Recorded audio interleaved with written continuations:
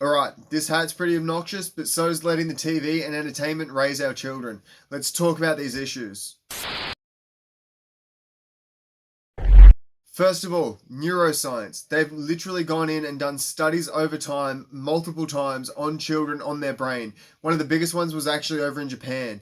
When they did these studies, they found that there was three main areas of their brain that literally thickened and were more attuned, more ready to just give out responses and to respond in different ways. This came from the entertainment that they were watching. One of the biggest problems that they had, one of the biggest things that they noticed with this was one of the areas that thickened up was actually controlling their verbal abilities. When this area thickened up, they ended up with lower IQ scores, lower verbal abilities, literally lower verbal abilities. They couldn't talk, they couldn't communicate as well the more that they watched this TV, the more that they watched entertainment. I'll get into the behavior stuff next when we talk about the programming that comes in with this stuff, but these thickenings, one of them was in the hypothalamus. It is literally the exact same area in the brain that causes borderline personality disorder. But if you think about it for a second, if we're being raised on TV, if we're entertaining ourselves with TV all the time, how can we not end up with a borderline personality? We're looking at all these different characters, we're taking different bits and pieces, and we're identifying with all these people that we're looking up to. We're idolizing these people, we're wanting to be like these people, and we're taking in more and more and more. Just think about how long a season typically goes, especially now. It seems like they're just getting longer and thicker and bigger. I'm going to blame HBO, because why not?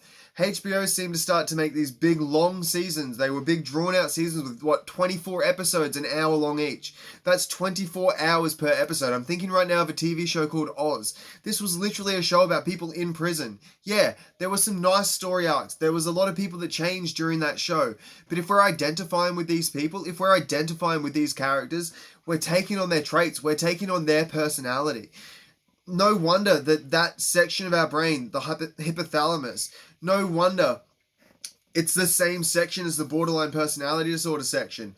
That thickening is A and B. It's A and A. It's the exact same thing between these two things, between borderline personality and watching too much TV. If we're letting our children do this, they're learning to be these characters. They're learning to identify with, to start to act like these characters. Their brain is being structured in a way that they almost can't help it at this point. It's like they've got a highway. It starts with a little track that you walk down. Eventually you can get a horse down that thing. After a while, you've got a full-blown highway in your brain. It's almost like you get on this ramp like an addict and you can't get off of it. You've got such a worn track. And by watching these seasons, by allowing our children to spend these hours in front of the TV, that's exactly what's going on in their brain. They also found that this section of the brain, when it thickens, it's actually the same section that causes increased aggression.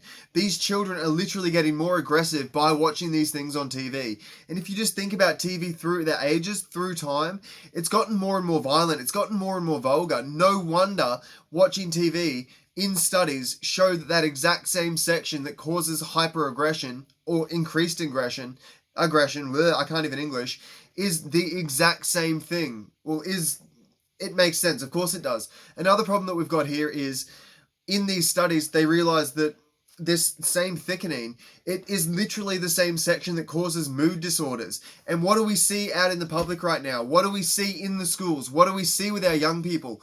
Much, much, much, much more mood and personality disorders. More aggression. How are we even surprised at this point? These studies have been out for a while. I think one of the ones I like to read and cite is literally from 2009. That's a long time ago at this point. We're sitting here in 2023. What's the math? 14 years? A lot of our children that we're working with right now are this exact same age. These studies have been out since they were in the womb. This is ridiculous. Next, second point, programming. Behaviorally, there's even more detriment to watching TV. The more hours, the more that these behavioral issues come out. There's an A and B in the studies. I don't think this stuff is a coincidence. Sometimes they'll try and blame this stuff on genes.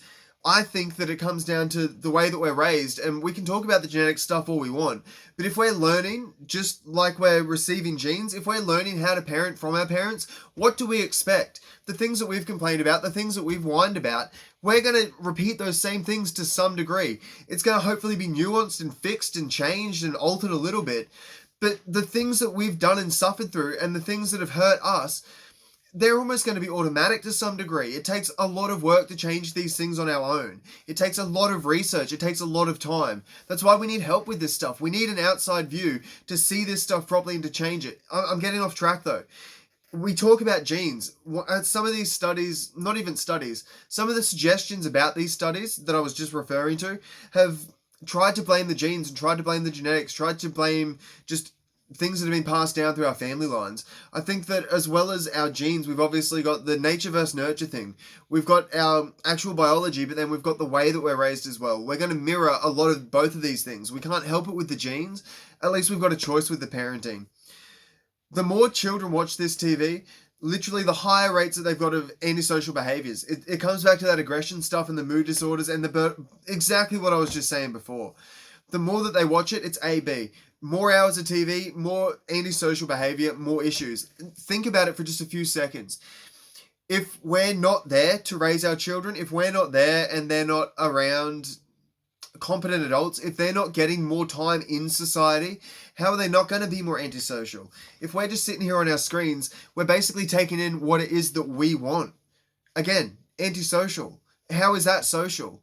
We can pretend that we're being social all we want with the texting, but again, with the mood disorders, we've seen this cut people off and actually end up with people more separated. Look at a lot of these people during that thing that happened a couple of years ago, and there was a lot of people that even though they might have been on a screen, it's not the same as being face-to-face and around people. When the thing on the screen isn't even someone that we're interacting with, when it's someone that we're basically just learning from, but not even being taught by, that is a massive problem. We are learning and being programmed by these characters, by these TV shows. Much worse for our children. As well as that, they're sitting there on these couches. They're not running around outside anymore. People have been saying that for years and blah, blah, blah, or maybe I'm getting old. Just think about it though. If we're spending these hours on the TV, we're not spending these hours running outside. We're not spending these hours moving around and walking. I've said it before when I talked about technology just in the last couple of days on here. We end up with these C-shaped humans because we're looking down or we're sitting there with our taco neck looking from the couch. What do we expect? We're ruining our bodies by giving ourselves away to these screens, and that's what it comes down to. Turn the screens off and get them outside, get them running around, get them doing something that's got their brain active instead of sitting there just watching somebody else teach your children what to do. They are being programmed. Same point. We literally imitate what we see. I was reading an article in Psychology Today that was literally talking about how we learn by imitating, we learn by watching. This is where we get our stuff. When we're thinking about this stuff, a lot of the times we don't realize thinking about things and identifying with things is basically the exact same as doing things. You can learn and you can practice by visualizing some of this stuff. Like all the woo-woo people start talking about that now. Why doesn't anyone make that connection with TV? If we can imagine and visualize this stuff and have a fake and a pretend practice, doesn't it make more sense that if we're watching people do it on a screen that we're going to be taking that in the exact same way as if we were out there doing it? Now think about that for your small child. They haven't learnt yet to take in and to reject things. They're just taking everything in. There's no pushback. As well as that, I talked in the technology video that I made. I'll put it up, here, I think? One of these, it'll be somewhere. You'll see it pop up on your screen right now. So, when we're doing this stuff and when we're sitting here watching the TV, the flicker rate of these screens is literally turning off the part of our brain that reasons, the part of our brain that is the filter. If that filter's out of the way, and if by watching people we're taking in and learning what to do, what do we think is going to happen? We're basically being hypnotized and turned into these characters. And think about some of your favorite TV shows and what a lot of these characters do. Some of them are pretty shameless. Think about that for a second. Where are we up to?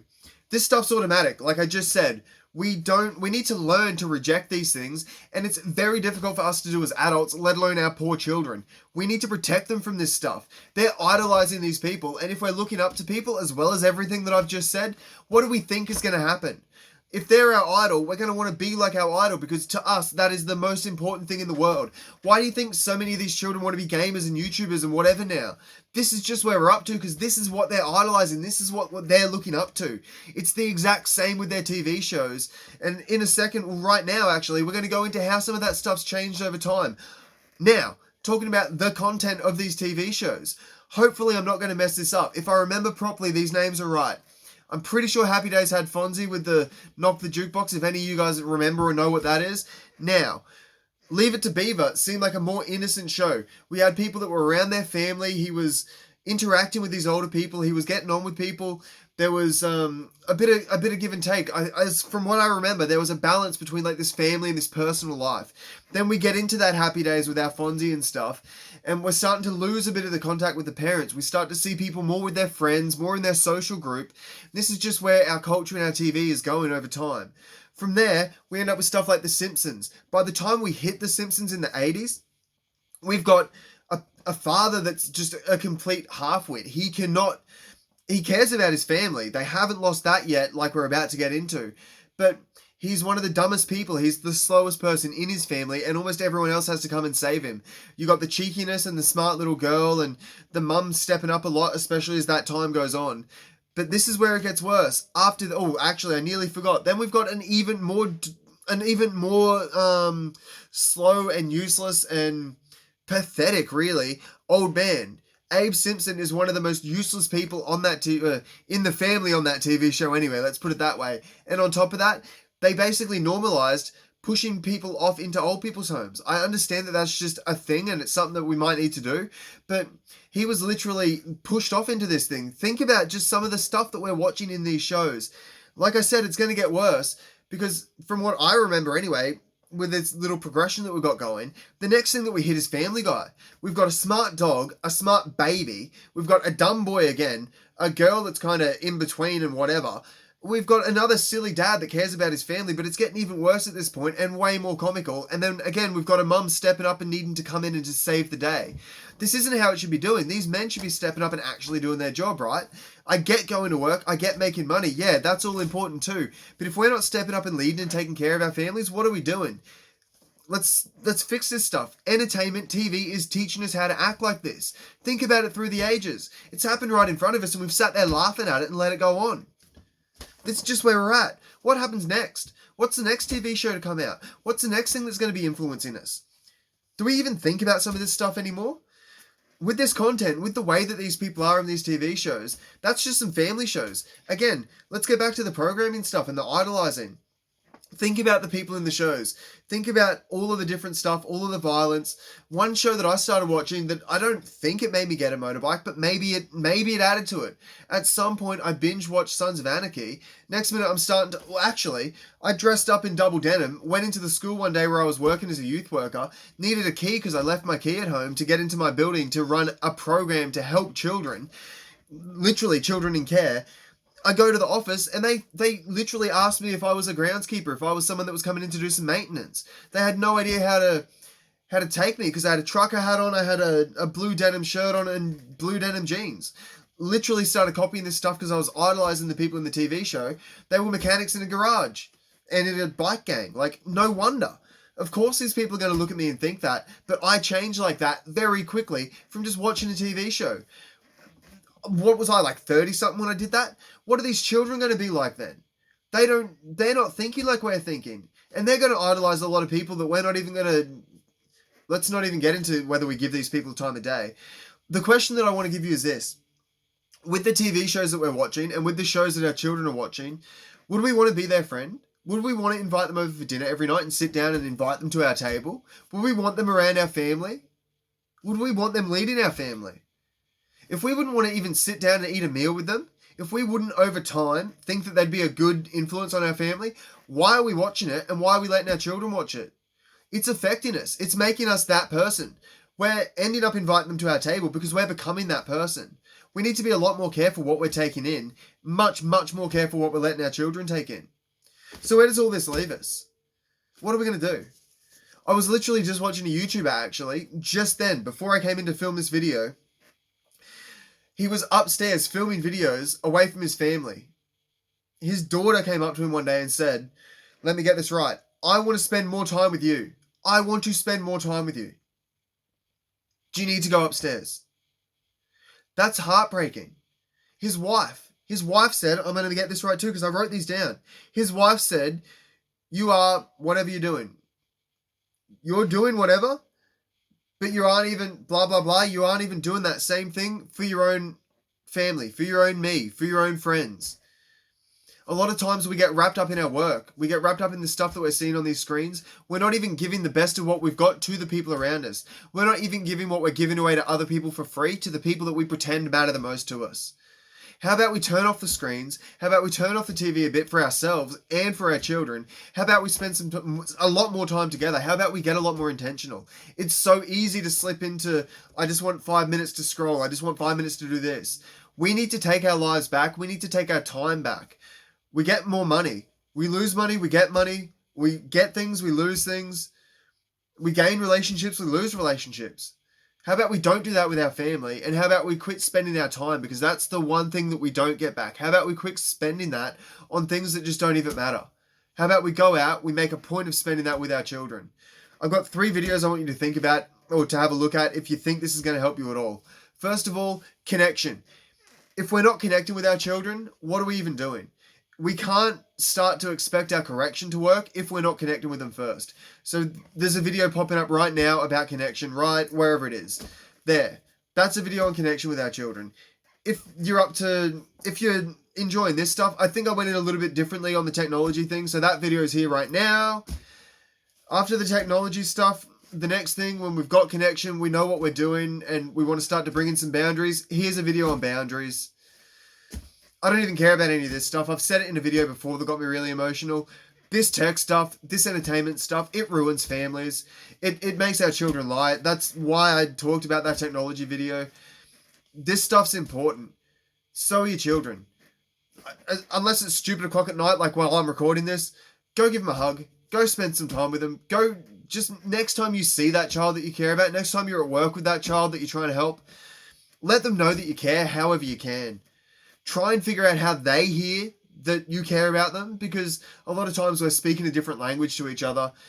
One person might hear something one way, one person might like to say or show their affection and their care for someone a different way. Find the way that they hear it, show them that you care. Just go be better for them. You got this. You got this. They need you. See you later, guys.